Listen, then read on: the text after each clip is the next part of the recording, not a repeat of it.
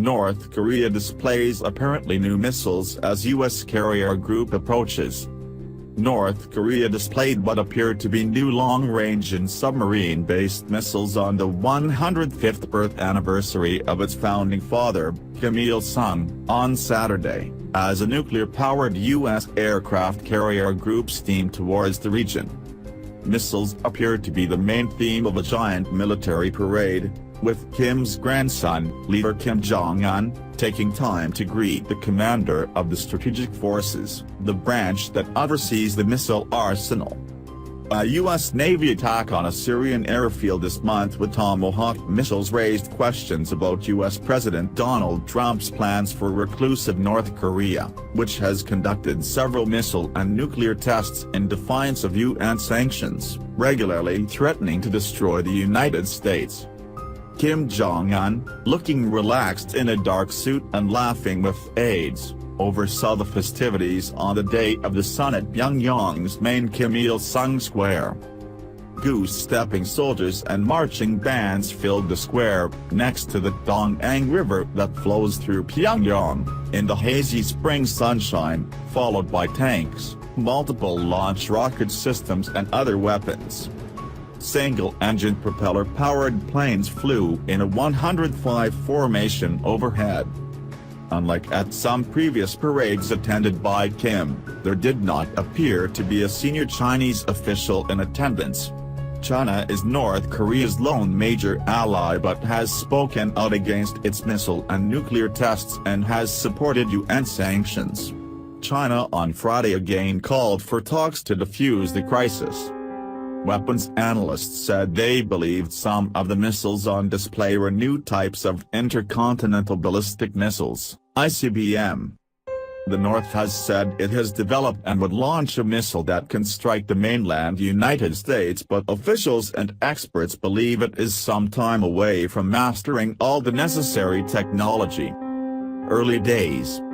North Korea showed two new kinds of ICBM enclosed-in canister launchers mounted on the back of trucks, suggesting Pyongyang was working towards a new concept of ICBM, said Melissa Hannum, a senior research associate at the U.S.-based Middlebury Institute of International Studies at Monterey, California. However, North Korea has a habit of showing off new concepts in parades before they ever test or launch them, Hannum said. It is still early days for these missile designs. The Pukguksong submarine-launched ballistic missiles, SLBM, were also on parade. It was the first time North Korea had shown the missiles, which have a range of more than 1,000 kilometers, 600 miles, at a military parade. Displaying more than one of the missiles indicates North Korea is progressing with its plan to base a missile on a submarine, which are hard to detect, said Joshua Pollock, editor of the Washington-based Non-Proliferation Review. It suggests a commitment to this program, said Pollock. Multiple SLBMs seems like a declaration of intent to advance the program.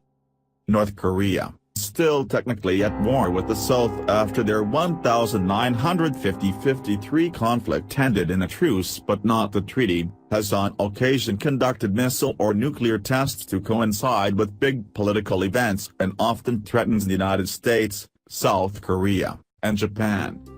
Cho Young-hee, a close aide to Kim Jong-un, addressed the packed square with a characteristically bellicose warning to the United States.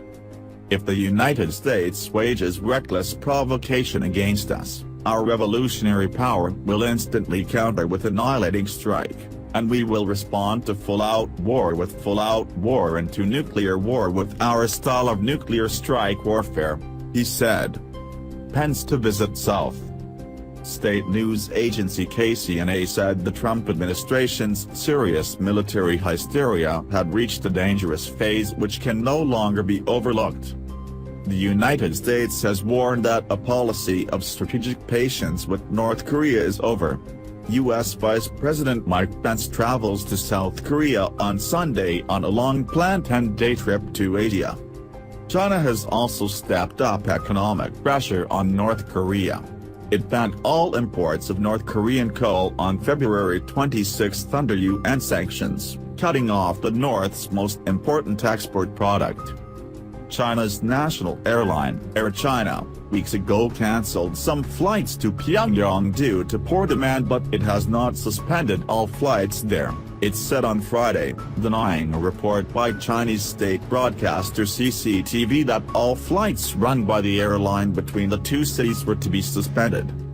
China's Global Times newspaper, which is published by the People's Daily, the Communist Party's official paper, said North Korea must have felt the shockwave from the 11-ton mother-of-all bombs dropped by U.S. forces on Islamic State-linked fighters in Afghanistan on Thursday.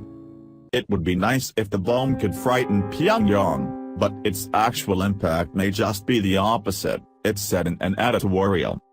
North Korea on Friday denounced the United States for bringing huge nuclear strategic assets to the region as the USS Carl Vinson strike group with a flagship nuclear-powered aircraft carrier steamed closer. In Dandong, China's main border post with North Korea, hundreds of North Koreans gathered at a cultural center carrying floral displays, with the men wearing pins adorned with photos of Kim Il-sung, and the women in brightly colored traditional dress. Crowds lined up to bow to portraits of their state founder before touring an exhibition of photos and North Korean paintings. KCNA was gushing in its praise of Kim Il-sung, recalling the time he met former U.S. President Jimmy Carter in 1994.